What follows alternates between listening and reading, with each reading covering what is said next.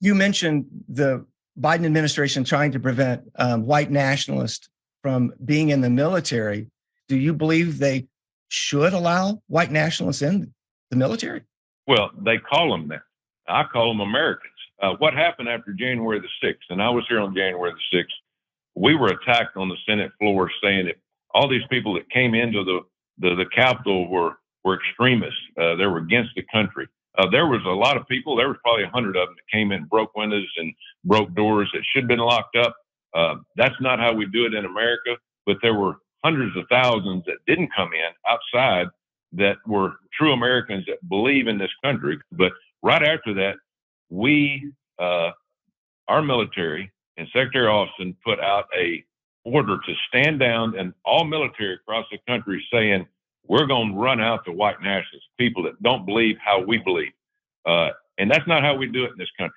And we're all the same. It doesn't make any difference. You're rich, poor, black, white. It doesn't make any difference.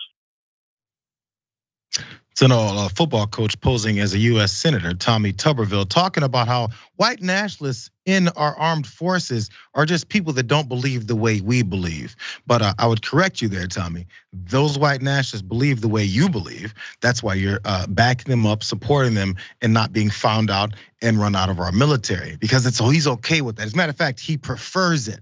It goes back to that same supremacy thing that we're talking about. But still, a Pentagon report from 2020 does confirm that the military has a white supremacist problem. He's okay with that, though. He's not disagreeing with that part. He's okay with it. The Pentagon report said the US military personnel and veterans are highly prized recruits for supremacist groups. And leaders of those groups try to join the military themselves and get those already in their groups to enlist.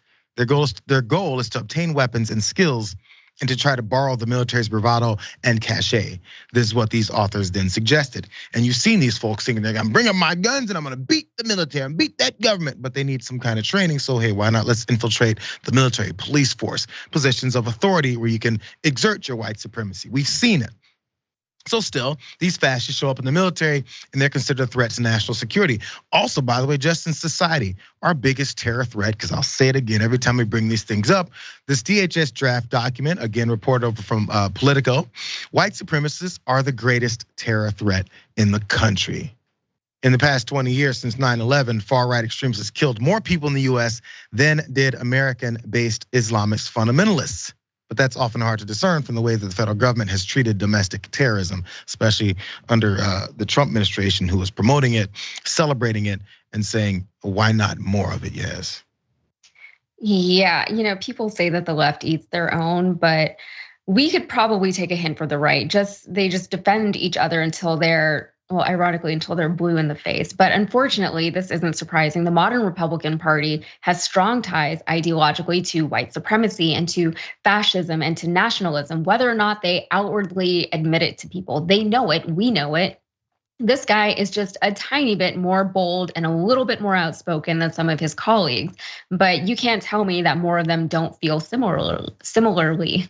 And this isn't a matter of respecting others' beliefs like he's trying to play like it is. This is a matter of hateful people targeting people who literally don't think or look like them. So it's quite interesting that he's saying that it's un-American for Americans to dislike one another based on a political belief system. And this is also ironic to be talking about after the previous story. 100%. By the way, politics is the belief of white supremacy, according to Tommy Tuberville. He's a politician now. I think he says everything he needs to say about who he is.